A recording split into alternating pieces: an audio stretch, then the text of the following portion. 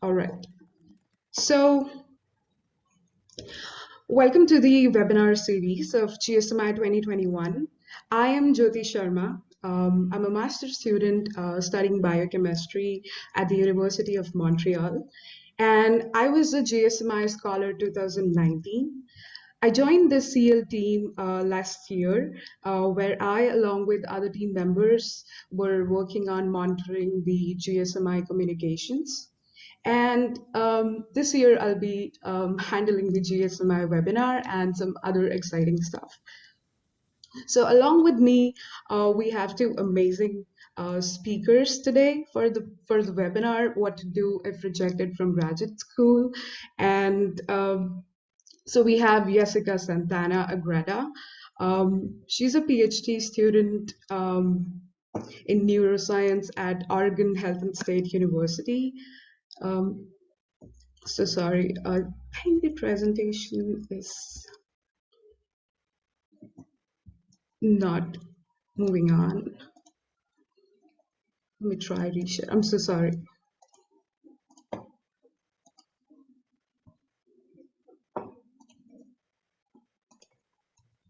All right, I think this is working. So yeah, we have, as I said, Yessica Santana Agreda, a PhD student in neuroscience at Oregon Health and Science University, and we have Olivia Goldman, a PhD candidate in neuroscience at Rockefeller University. And in this webinar, we are going to talk about how we can efficiently reassess your grad applications and how you can really utilize this gap year until your next round of grad applications. So let's begin. I would like to start by addressing this question as to how do you take rejections? Now, I know many of you already understand that it's the part of the process, but for those of you who are still like me, who might sometimes, doubt your ability when you face rejections. And to those people, I would like to say it's okay to do that because you are aware about how capable you are, right? And so it is okay if you doubt yourself, but you have to be aware at the same time that you do not, take it personally. So it's important that you are doing everything to make sure that it's not affecting your mindset. So it is important to realize that rejections are just part of the process and you don't have to take it in any other way than just a rejection. And so from this slide onwards, I would assume that we are understanding rejection as part of the process, and hence we are going to look at certain short and long-term actions that we can follow to better prepare our grad applications for the next round. So let's look at, yeah, go ahead, Olivia. I just wanted to jump in. Yeah, like you're in good company. I was rejected also the first time I applied to PhD programs. It's a complicated process. There is definitely an element of randomness to it. So yeah, just, it's a really hard pill to swallow when you're rejected, but I'm sure you learned a lot even through this process anyway, and it's just going to make your application stronger next time. So yeah, although it's probably fresh right now, it's like what Jyoti is saying, it's important to have a positive outlook on this. And we'll talk about how your application can be even stronger next time. So let's talk about some short-term actions that we can possibly follow. So one of them is to get feedback about your application. So a common practice that we would do is shooting emails to the admission committee or the faculty to get to know about what can be improved in our application. Something that worked out for me was that I wrote an email to my potential research supervisor for one of my applications, and I got to know the feedback directly from him. So it's possible that you might know a potential advisor in whose program you applied for. So you may directly write an email to them, or as well as you do the usual follow up at the admission committee or faculty. But the downside of this point is that you may or may not get a response from that. And so you have to be realistic, and you have to know that that is not the only way out. So you can always try writing these emails. The second point is that you can always discuss about your application with the graduate students who are around you, maybe the PhD students who are like fourth or fifth years, advisors or mentors who know you personally, who may not know you personally as well. And so you can always seek out help from the people around at the moment when you are assessing your application. We have a question in the chat. Someone asked, Jyoti, can you talk about what sort of feedback you got? Oh, I think it was mostly about my bachelor's program, like the courses that I had and the program that I followed, like the program that I applied to. That might not be the suitable program, I was told, based on my bachelor's courses. So that was the feedback. I hope Also want to. it's Yeah, go ahead. Sorry. I also want to share that I've also reached out for feedback the first round of graduate applications that I've done.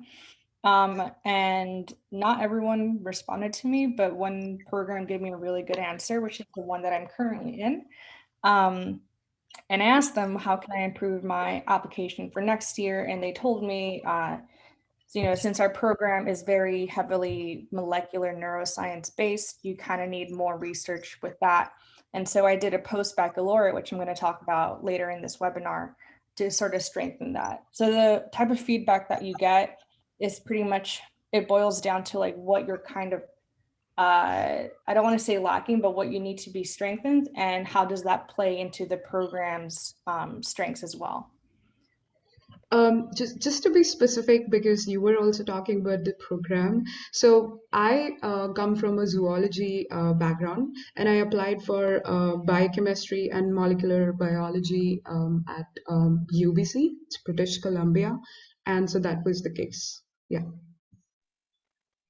Yeah, just to jump off of that, the first time I applied, I did 2 interviews, but I wasn't accepted in those interviews, and so I asked the professors that I interviewed with directly for feedback, because I had spoken with them individually, so I had like a somewhat of a personal connection to them, and like those emails can be tough to send, but I think the most important, someone just asked if anyone has tips on how to draft those emails. I think the most important thing is to keep it positive, to be like, hey, I'm really passionate about science or about this particular field, and like I definitely plan on applying again next year. Could you give me any advice on how to improve? I think if you keep it positive, you have a better chance of getting a response. But then also, you won't always get a response. Professors can be busy. Yeah, that's a good point. So moving on to the second possibility is that you reassess your application. Now, you can start by looking at your GRE and TOEFL score. Now, here I would talk about one possibility, which is that um, maybe when you are applying, you are already having a score which is above a minimum requirement. It could also be a possibility that that might not be enough. And how you can check for that is that one way is that there are on certain website you can see the average score of the admitted students, right? And so you can always check what are the scores that people are having when they get admitted to. And it may or may not be the same as the minimum requirement, but you can always look at that and check for where exactly you're standing. So that could be just one way of looking at it. And you can always, improve score by reappearing to the exam. Then you can also look at the research experience that you have at the moment. Now, when we look at the program requirement, it could be generic because they most of the time they talk about having research experience or having a couple of publications. Now, it's like on you to figure out whether whatever research experience you have is sufficient or not. So in my opinion, one way to know about that or to sort of get an idea, it could be looking at it could be through looking at the profiles of people who are already admitted, and that could be one way. So, but then if you really want to improve your research experience, you can always look at the positions that we are going to talk about in the later part of the presentation. And lastly, you can identify trends in your previous application.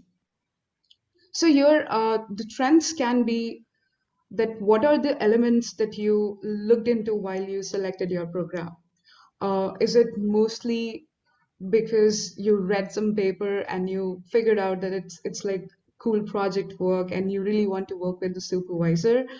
And is it the only reason why you're applying to certain program? You have to really, reflect upon how you actually chose the program. It could also be that while writing your statements, you might have faced some problems, but at the time when you were writing your or preparing your applications, you avoided that. So you have to really reflect upon what were the problems that you were facing while you were preparing your application. And so last possibility is to really reflect on the safe and ambitious choice of grad school. And this first point is bold out because I feel it's really important to look at it. So just because everyone is applying there, it doesn't mean it's the right school for you. So that makes a lot of sense because you are applying to a grad school for not just the project work. It holds a lot of other elements that you need to analyze in order to figure out your PhD or any grad school. So in order to do that, here are some of the factors that may help you to select your PhD school. And so one could be that what are the number of intakes a program has, right? Other possibility is what are the available faculties that you work on the subspecialty and you are interested in. So this availability you can easily find out on the websites. Like it's usually written on the profile section of the professor, whether they are taking grad student this year or not. Then we have strength of the program. Does the program specialize in a subspecialty that you like? You can also look for whether a program requires you to submit GRE or the TOEFL score. And then lastly, a sort of guideline that people follow is having 1 to 3 ambitious schools, and then I think 2 to 5 moderate schools, and then you have 2 to 3 safe schools. So that's a general guideline to sort of get an idea of how many applications you have to prepare for 1 year. So let's look at the long-term actions. So the long-term actions are going to be mostly about how you can utilize this 1 year productively for the purpose of getting maybe research experience at the same time preparing your application. So the positions that you can apply to includes lab technician, research assistant, or a research fellow. It could be the lab manager position. You can also apply to the post-bacc programs, and then there are some industrial positions that you can look out for. So in the following presentation, um, we are going to share our personal experience. Like, for example, Olivia will talk about her experience as a lab technician.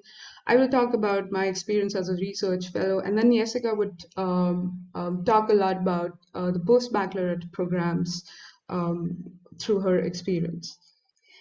And before we really get into the individual positions, I just would like to address this question that I feel many of us have during during we decide which position we apply for, or what position is actually suitable for me. So how do you know which research opportunity is right for you? So one way of looking at it is that if you really want to have a consistent research experience, if you want to have certain publications, and more importantly, you just want to get um, expertise in certain or a specialized field, you can always go for a research assistant or the research technician or the lab manager position. But if you are also interested in having some professional development curriculum along with the research experience, post-baccalaureate programs could be a desirable option. So let's talk about who can apply to lab technician, research assistant, or a research fellowship program or a position. So the first pointer is that you can have if you want to have a project experience that also most of the time comes with a financial support, you can apply for such position. And especially to the people like me who come from a bachelor's that is without thesis, and if you really want to enter into a research field in the future, this position could really help you out in gaining, the research environment and all the experience that you have, like, doing experiments and taking care of everything at the same time.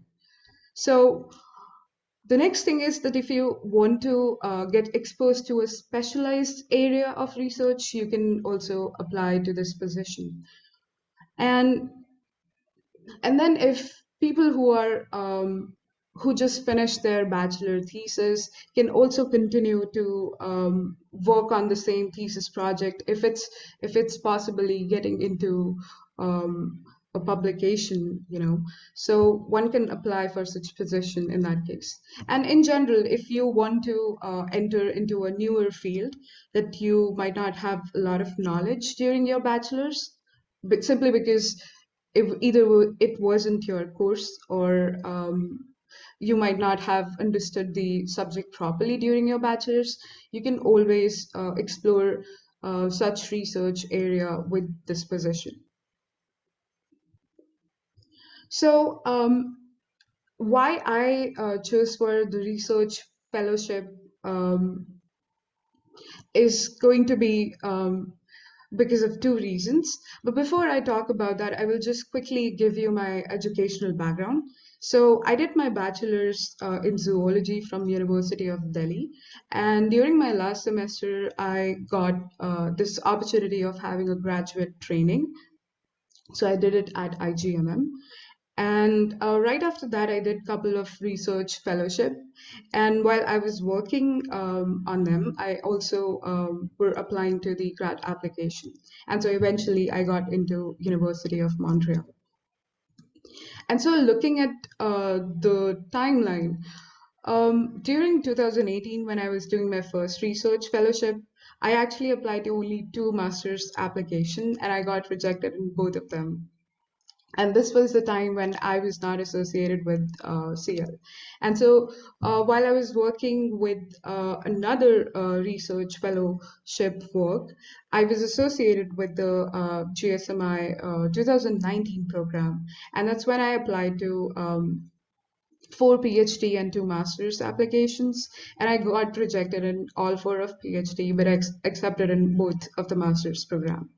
So this is how my application process looked like. And so answering the question that you might have, one is that why did I choose research fellowship position, right? So as I said, I had 2 reasons why I chose it. One is that I was coming from a very generic sort of subject, which is animal biology, right? So, and I wanted to get into a more specialized field like molecular biology and biochemistry. And so that's one reason why I, looked for a research project instead of directly applying for higher studies. And the second reason, as I already mentioned, I didn't had thesis project work as a requirement for my degree. So I had to find some time in order to get that project work experience. So how did it help in my application? I would say because of the resonance between my project during my time in RRI and the current research work that I'm preparing for my thesis, the resonance between them is quite evident as to how it helped me. So, because of the research work that I was doing in RRI, it actually navigated me to the field of interest that I would want to go in the future. And that led me to find out the supervisors and the project work that I would be interested in, and hence I applied accordingly. So, what are the responsibilities of a research fellow? I think it's pretty straightforward that if you, based on how you are working or involved in a project, which is whether you are independently carrying out a project or you are working with someone, you would have certain weekly and monthly responsibilities as usual. And apart from that, I think at some positions or at some places you might have a number of working hours that you have to appear for. But I think it's mostly about carrying out the research work and driving the project. That is the main responsibility as a research fellow. And lastly, how manageable is preparing grad application with the position that you are in? So I think to answer that question, I think it's manageable simply because when you enter into a position, you always have this conversation with your supervisor or your academic advisor that what are your future plans. And when the supervisor is aware of that, you always get this the supervisor would be very understandable at the time of grad application session. And so it's for me, it was easy to apply for the application at the same time working on the research work, simply because we had an open communication about my future actions towards the grad application. So now we will hear Olivia sharing her experience as a lab technician.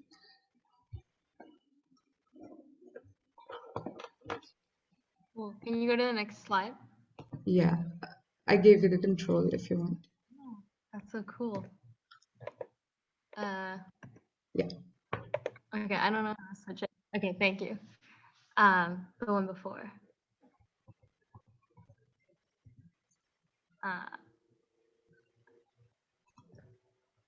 Okay, cool. No, okay, cool. All right, so when I applied to graduate school, I was a senior undergraduate, and I didn't get in. And was able to get a research assistant position. And I think this enormously improved my application. And I would really highly suggest it for whoever is like, you know, particularly for undergrads who may not have like full-time work experience. So when I was rejected from graduate school, I was like, okay, you know what, like I wanted to work on research full-time. That was really my priority coming out of undergrad, because I hated juggling classes and research anyway. So it was this opportunity for me to work full-time. And when you're a research assistant, you actually have better work-life balance than when you're a graduate student, and usually you get paid about the same amount. So it's really a good deal if you can get it. But so during this time, I like, you know, I really questioned like why I wanted to go to graduate school. You know, it's like, I think sometimes, you know, we just sort of take the sort of path laid out before us, and we're like, okay, like I like science, so I'm going to get a PhD and I'm going to go to graduate school. But after I was rejected, it made me like really question very seriously, like, is this something I want to do going next? And working in a lab full time allowed me to really assess that drive. So, you know, like, so anyway, and then you learn more skills and techniques. You get, usually you have like some project that you're somewhat autonomous over. So you have as you would in graduate school, you have your own project. Although you have more supervision and actually more support than you would as a graduate student when you're a research assistant. So that's like a really great environment to develop yourself as a scientist and learn more from senior scientists. And then it also like really enables you to understand the practicalities of research. So, you know, there are people like particularly coming straight from undergrad who go to graduate school and realize research isn't for them. You know, it's not always a gratifying job working as a full-time researcher. There's a lot of failure, there's a lot of struggle, there's a lot of challenges. And so when you have that research experience before you apply to graduate school know that you're serious. You know, they know like you've done this before, you understand what you're getting into. So I think those are some elements that like just really make you a more mature applicant when you're applying. So if anyone has any more questions specifically about being a research assistant or finding a research assistant position, feel free to ask in the Q&A. And then I'll pass it along. Oh, is there a hand raised? Yeah. Okay, do you want to, sorry if I say your name wrong, Minsoon? Yeah, Minsoon, you can talk. Oh, hi. Thank you, Olivia. And I just wanted to ask you something. I'm working also as a research assistant in a lab, and I'm trying to work for 2 years before applying. And I was curious if I don't have a publication during those 2 years, would that be detrimental to my application? Because it's my own project, and if the hypothesis I'm working on now fails, then I probably won't get a publication. Yeah, I think that's totally normal. So someone else asked about publications as well. You know, the path of a project getting published can sometimes be longer than the course of even the time you're working in a certain lab as a research assistant. If it doesn't work out, people are understanding. So I think it definitely doesn't hurt. Like I didn't have my project when I was a research assistant published by the time I was applying, but I did write like that it was in preparation. So that maybe is something that can even help you in the application process, is that you're saying like you have a manuscript in preparation if you are wrapping up a project. But yeah, I mean, I think ideally, you know, I mean, this is more of like a scientific question, and I'm not more of a scientific piece of advice, and I'm not familiar with your project, but ideally, like, you know, you design an experiment in such a way that, you know, you learn something either way, right? So, but yeah, the bottom line is that, the publication isn't a make or break, but it is like a nice a nice thing if you have it. And like the longer you work, the more likely you are to have it. But yeah, I hope, yeah, I hope that answered your question. Okay. Okay. Before we move forward, someone asked a question in the chat. How much is first authorship weighted? I am working on 2 publications, but will not be the first author. I would say it's pretty rare to see an applicant who has a first author publication. They are weighted a lot, but they're not expected. Usually folks are really mid-author. Hope that answers. Yeah, just to answer this other question about a research assistant. So an RA position is different from a PhD. Like they're actually quite similar at the end of the day. Like you're spending like all your time in lab on a certain research project, but a research assistant has much more supervised. So as a graduate student, you're generally expected to be like more independent and like, you know, driving your project and your question. Usually you develop your thesis. Whereas as a research assistant, you're sort of given the tasks you need to complete by a graduate student or a postdoc. So you're like working on their project. So there's like that, just sort of that, the leadership is, you're not as responsible for a project as a research assistant, but that's basically the biggest difference. There is not a database for research assistantships. It's like generally almost, at least speaking from as a biologist, almost every lab has research assistants. You can definitely cold email potential labs looking for research assistant opportunities. You can follow the Científico Latino Twitter. Sometimes labs will tweet when they're hiring research assistants, and we always try to retweet them. But yeah, I think emailing people or like asking professors that are already in your network if they know of anybody that might be looking for a research assistant position is like a good place to start. That's how I got my job. I'm actually gonna, at the very end of this PowerPoint, and the links will be hopefully included when we upload to YouTube. There's also Job Archive. It's spelled weird, so don't type it like the way it's sounded. That posts pretty much all academic research positions, and you could sort them by like lab manager, research tech, research assistant. And that's fairly new. I like just discovered this like very recently. It's not a database per se, it's just like job postings. Not every single one, but there's a lot of them.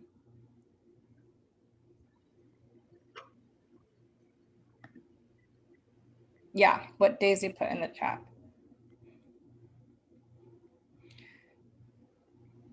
Cool. I didn't know about that. That's pretty neat. It's pretty cool, yeah. Yeah. Just going to Ariel's question. You know, I can put like for a cover letter, you kind of actually want to write it a little bit like your personal statement. So if you have a personal statement already for graduate school, you kind of just like condense it. You're talking about your you're talking about your experiences and like how and your interest in the lab, and, like why you want the job. I can maybe see that I can find mine. If I could find mine, I would put it on the Científico Latino website. Okay, can we move on? We have another question. Do you know any fellowship that postbacc are eligible for except for NSF, G, or FP? I guess that's a question for me. So, I mean, if I applied for the NSF when I was a postbacc, I think if a fellowship says that you can apply before your PhD, that means you can apply as a postbacc, unless they explicitly say do not apply as a postdoc, but I've never honestly seen that before. So I think you're good to apply for any, really. There are like a 5 or something that are particularly that we recommend like for students applying to PhDs programs that like are like you're eligible to apply before you're admitted to a PhD program. There's not many. I don't know if there's like fellowships specifically for supporting post-baccs. Like while you're a post-bacc, usually like the NSF, for instance, is like sort of kicks in once you start your graduate program. I don't know if you know more about that, but maybe Yessica, you'll talk about it later. Yeah, I'll try to cover everything about post-baccs in the next slide.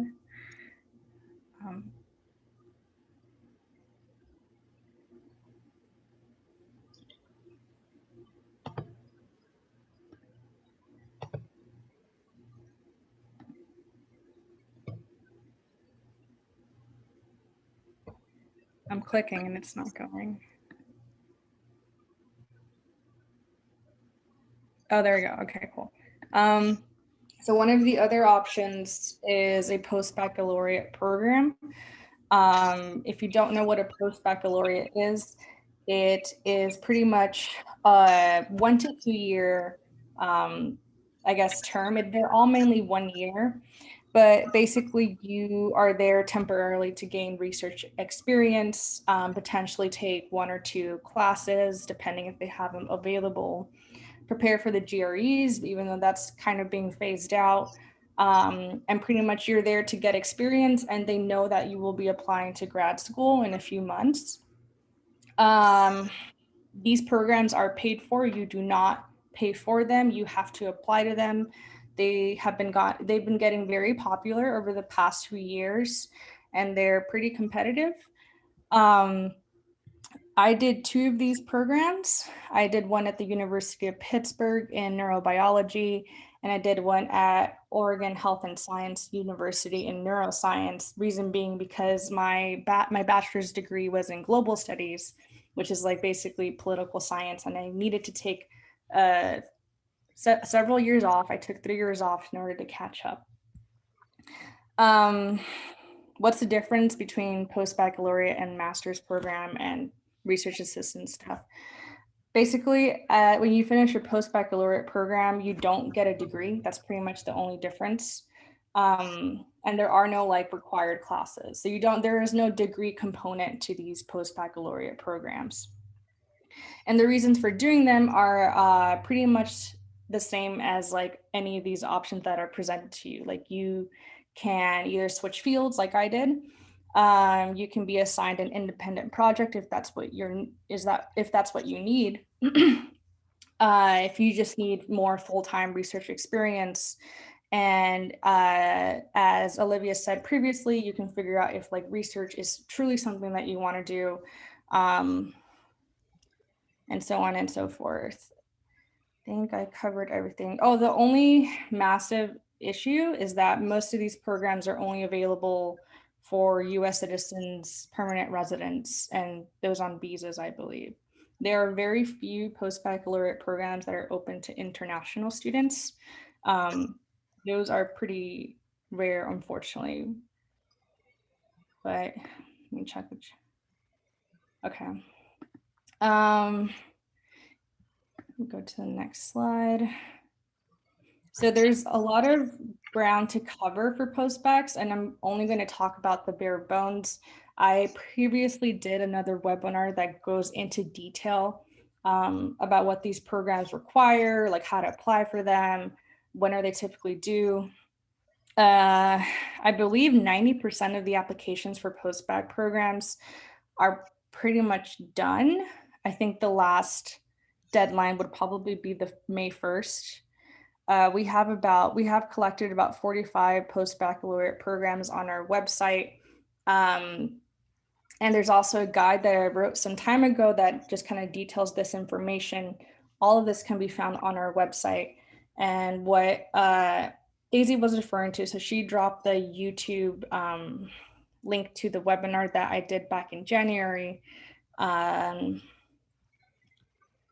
yeah, and check I keep checking the chat in case there's any questions. I don't want to miss any.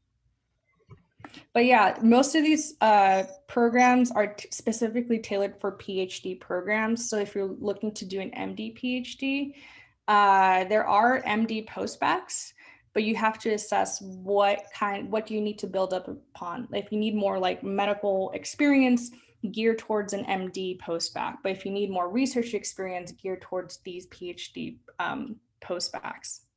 There are some post-baccs that are specifically for physical sciences. And the screenshot in the lower right, you'll see the APSBP post-baccs. Those are, I think, about 6 programs that are specifically for physical sciences and astronomy. And there's more movement towards creating more post-baccs that are not in the biomedical fields. And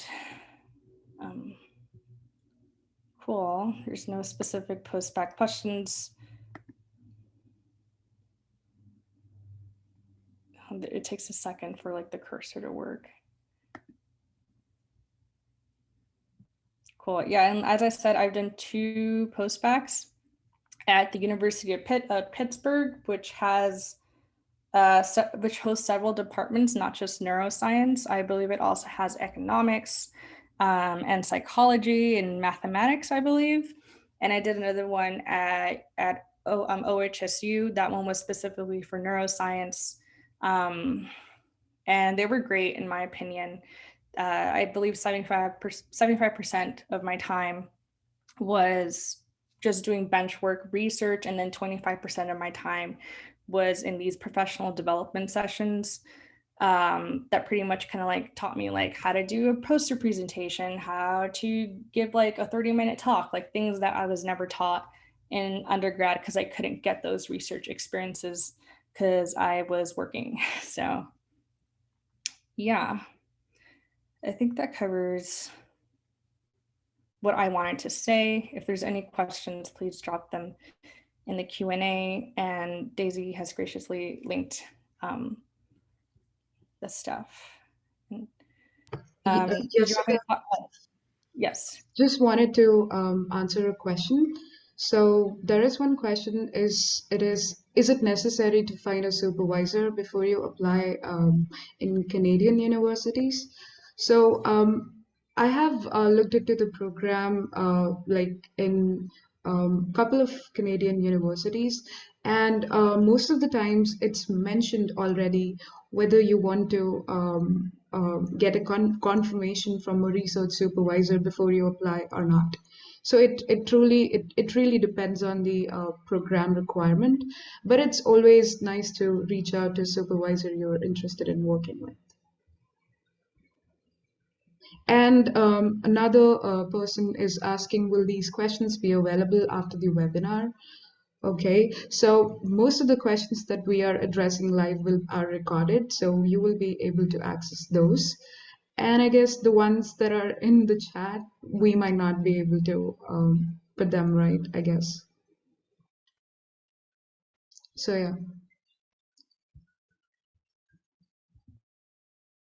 yeah. Did you want me to talk about the resources page? I can talk about it. So Daisy is dropping all the hyperlinks because obviously you can't click through this Zoom presentation, but on our website, we do have a more in-depth look into how to reapply to graduate school, which is a blog I wrote. Around this time last year, I interviewed my PhD advisor who is on the admissions committee for our program. And I kind of just asked him, what are some tips for someone who is reapplying to grad school? So that link is in the chat. I also linked Jyoti's blog, which is applying to master's program in Europe. Master's programs are not something we covered here, but if you are interested, there's definitely that to check out. And I also recommend looking into contacting prospective advisors, especially if your program requires to do so. It's a little daunting to contact potential advisors, but like you just got to practice it. It's like muscle. Like once you do it a couple times, you're going to be great at it. There's also the post-bacc guide and the database. And I already mentioned Job Archive. If you're more so gearing towards a research assistant or a technician job, I definitely highly recommend to look through there. Also to follow the Científico Latino Twitter. We always retweet job openings because many PIs have been advertising through Twitter. It's like the new LinkedIn. It's what LinkedIn, tried to be. But So we have a question from Minson. So she says, I think I'm sorry about the pronoun. I'm not sure. I tried to reach out to PIs I would like to work with, but some of them didn't respond. Would it be a good choice to resend the email once more or cold emailing postdocs or grad student in the lab? So I think if I have to answer, I would say um, one follow-up would be a nice idea. Like you can definitely reach out to the professor once and see if you get any response or not. I'm not really sure about reaching out to the lab members, but you can casually ask about the availability of the professor. I think it doesn't harm. What do you guys feel? Just to go off of that, I wouldn't email the graduate students or other members of the lab for a research assistant position. I feel like while in graduate school, you might, I think there's always a question of availability. I think graduate students have probably a bit more say in like what lab that they can join, whereas like with the research assistant position, your options might be confined to labs that are looking for a research assistant right now. It's really great to indicate your interest in a specific lab, but you might not necessarily have your best pick. And it's also okay to not work in a lab that is like directly working on what you'd like to do for your thesis. Sometimes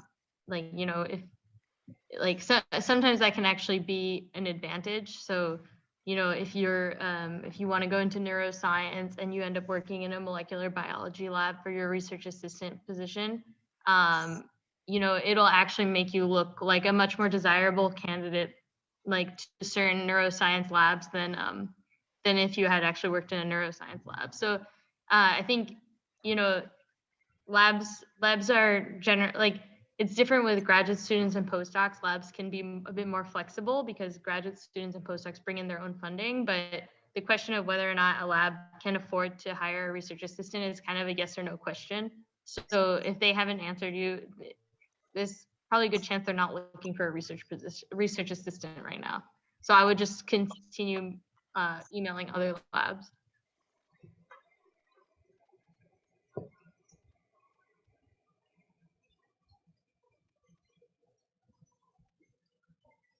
I think so. Yessica, are you done with the additional resources? I think we are done, right? yeah, I think that's the second to last. I think the next part is just if anyone has any questions. Yeah, I think we have attempted most of the questions. Yeah, feel free to do the hand raising thing. That was cool. All right, we have a hand raised. Hi, I just think that it's easier to do this, so thank you for letting it be an option. So I have a specific question involving how many years of research experience do you think is, how do I word this, is sufficient before applying to a PhD program or makes you like amply competitive? I'm currently in a post-bacc program that's for 2 years, but I'm applying within the first year of my program. So by the time of my second year, I'd be going the following fall. Like once my program ends, I'd be going straight to my PhD. I think it's gonna depend. Are you in like biological sciences or what's your field? I'm in developmental biology. Okay. I guess it also depends. I mean, I don't want to interrogate you, but like, so I'll just answer generally. It also depends on how much, I think, undergraduate research experience you have. And Yeah, that is tricky though with the post-baccs, right? Because like ideally you want to go straight into a graduate program after your post-bacc. What do you think about that, Yessica? I mean, I've had colleagues in my post-bacc cohorts who did just 1 year of a post-bacc and they got into many graduate programs. This is a pretty unique situation I have never really heard of, but I don't think it would be detrimental. It's hard for me to come up with any situations that it would be. I know it seems kind of like worrisome. I think a question related to the research assistant is like, you apply, but most of these positions, including post-bacc programs, start in the summer, but then you apply for grad school that same December. Like, is that many months? Like, is that sufficient to like produce a good letter recommendation or to like produce enough skills? I mean, it seems scary, but like, I mean, I've seen people in my position, in that same position, and get grad school acceptances. And I don't think there's like a magic number to hit.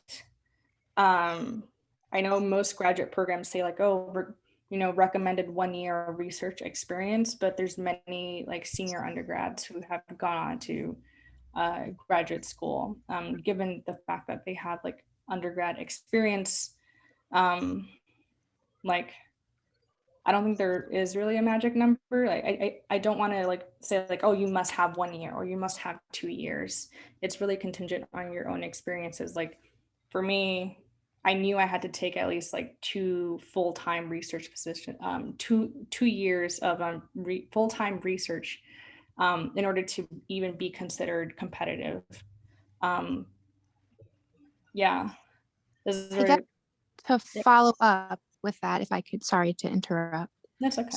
So do you think that productivity is weighted more so than necessarily how much time you've had in a lab? Yeah, in my opinion, yeah. Yeah,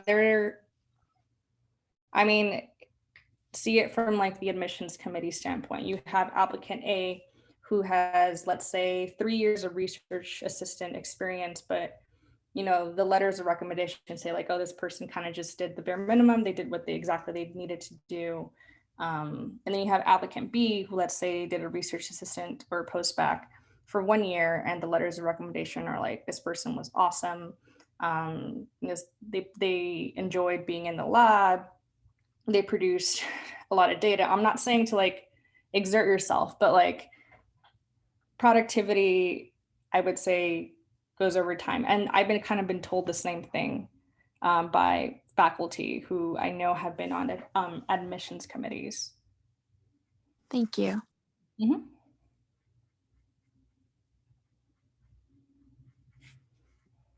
I saw someone else also raise their hand. I'm also not sure if any of the panelists wants to jump in. And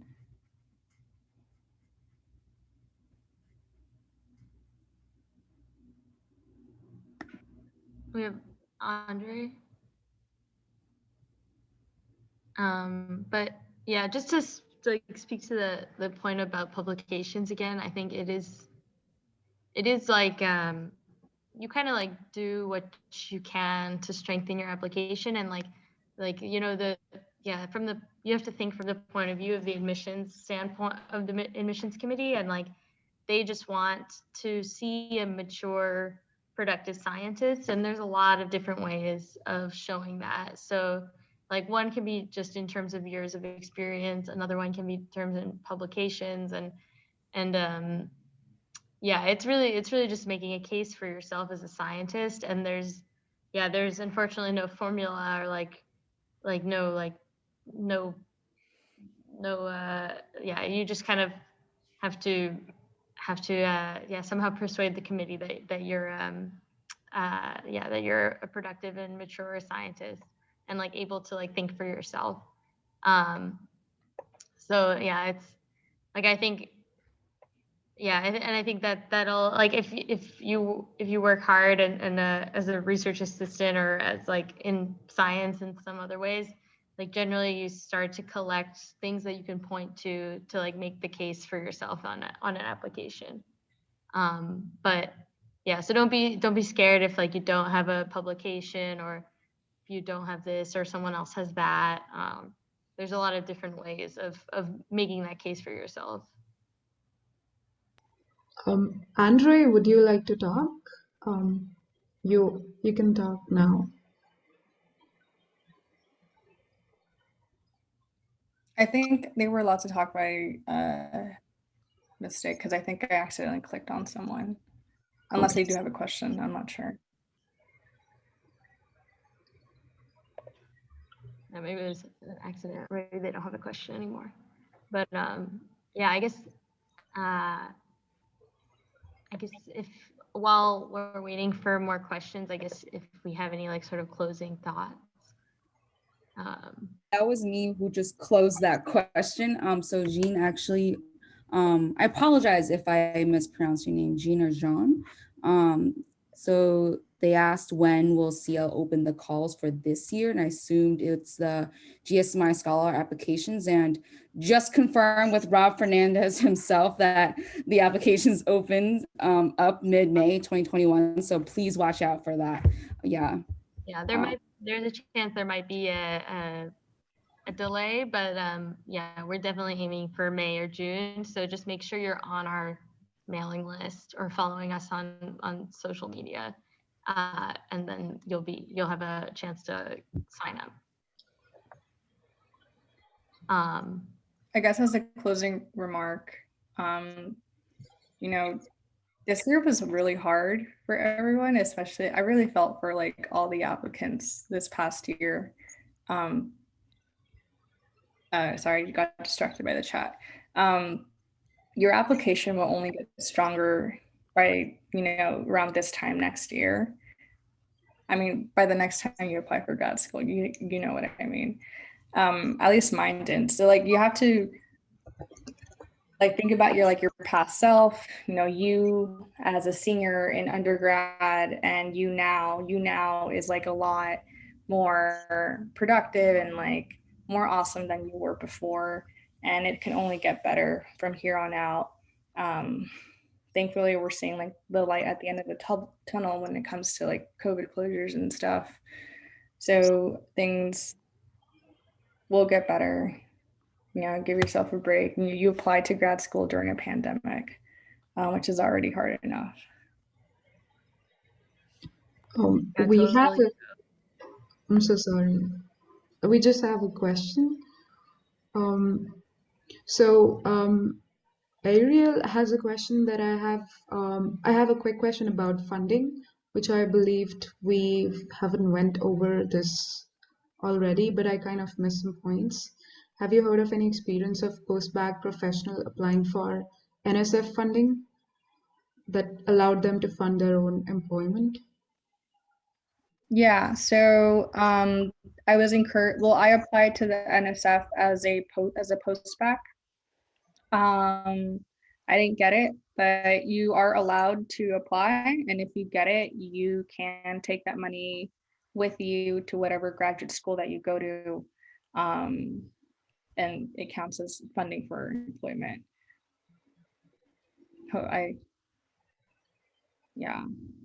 I'm sure post-baccs have gotten it. I don't know them personally, but it's definitely not uncommon for post-baccs to get the NSF grant. So you can definitely apply. I actually highly encourage it. It is going to be a lot of stress because you're going to be, working in a lab, applying to grad school, and applying for this grant. And the reason, but I kind of do encourage it because you basically have two chances to apply, one of them before you're a PhD student. And if you don't get it, you only have one more chance, and it's either your first year or your second year of your PhD. You can't do both. So if you want to maximize your chances, I would say apply as a post-bacc. Yeah, but I think in general, I guess for like post-baccs and research assistant positions, it's not common that people can fund their employment. Like a research assistant can't apply for a grant for their job. So you have to sort of find a lab that either has already received a grant that enables them to fund a research assistant. We have a hand raised. I'm glad to hear that, Vincent. I have a question involving, do you think it's taboo to reach out to faculty or PIs that you're interested in their research? Like maybe it's like your top program, to just contact them and say, hey, I read your paper, I have some questions, and see if they'd be willing to talk to you about their science ahead of time before you even apply? Or is that like taboo or frowned upon? I think like Abhishek, who is I think in the attendees list right now, wrote a really great email on reaching out to prospective advisors. It can really depend on the program. Like, you know, in some programs, it's actually necessary that you do that because in some programs, you need to have like established relationship with a lab before you even apply to the program. Like particularly in Europe as well as it's like that. You know, at Rockefeller, for instance, or like programs that have like interview weekends, like I would reach out to professors and like they'll just write, that's great, like if you get an interview, I'd love to talk to you, which is also fine.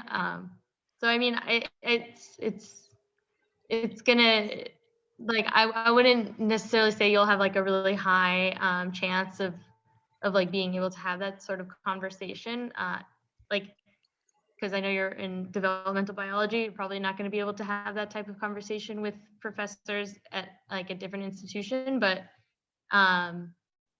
yeah, I mean, I think you know, like talking to graduate students like at your home institution, talking to postdocs and stuff about their research, all these are like definitely ways of like building your network and like learning more about different types of science, or like asking questions in seminars and things like that. Thank you. I would just add on to that. So I was able to recall a couple of times when I emailed a potential research supervisor, like before I applied to the program. So one time I was actually able to caught a professor's interest, and eventually he actually had a casual discussion with me before I even applied to the program. So that was something that worked for me. And the other time when I reached out to a supervisor, you know, just to casually tell or share my interests in his work, he actually returned to me in a very positive way. And he, in fact, asked me to reach out to another admin person for the fee waiver to that particular program. So that was something that I could recall happening, just casually, you know, emailing supervisors. Thank you.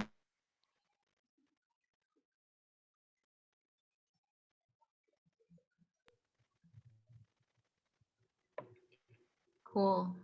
Yeah, if anyone else has any questions, feel free to add them. And then Milena, yes, you can be in GSMI again as many times as you need.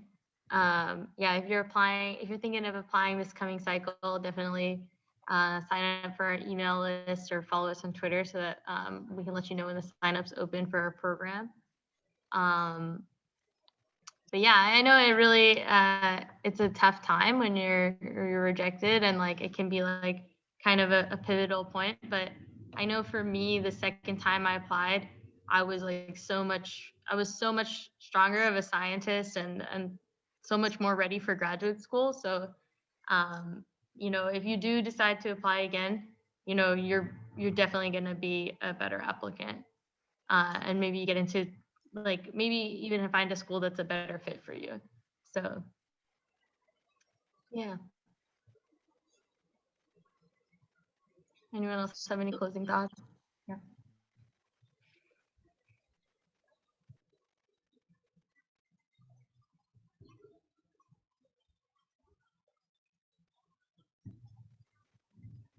Okay, so if we don't have any more questions, should we call it for the day? Okay, I'm not able to move on. Yeah. So thank you so much, everyone, for joining in our webinar. If you guys have any query that we were not able to answer right away, or we might have missed, you can always reach out to us at our Gmail, cientificolatino@gmail.com.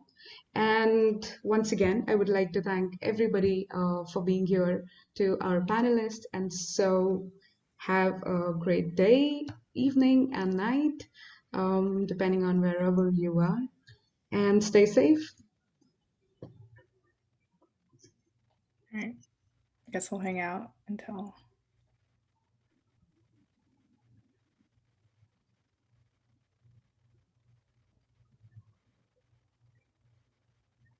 Thank you, everybody.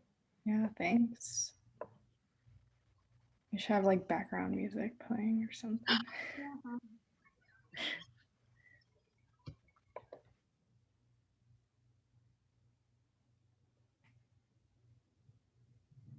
What are we waiting for? No, nothing. I guess we're all done. All right, then. All right. I'm logging out. Bye, everyone. Bye.